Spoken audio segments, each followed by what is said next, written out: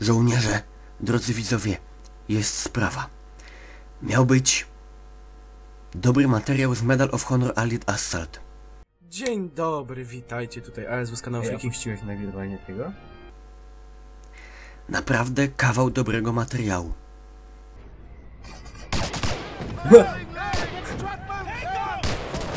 I się nie put!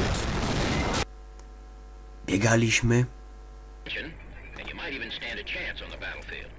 Tam? strzelaliśmy,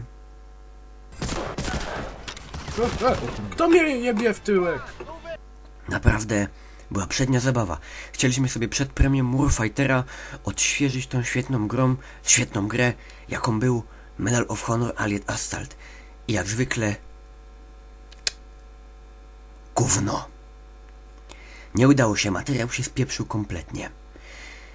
I dlaczego ja teraz latam za 10:12, a właściwie jak to wrzucę pewnie będzie koło 12 w nocy w durszlaku na głowie z bronią palną? Bo kocham was jak swoich.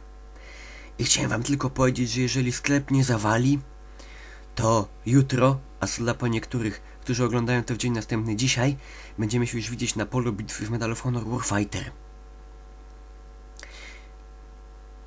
I chciałem jeszcze wam powiedzieć, że sitko nie sprawdza się jako helmet.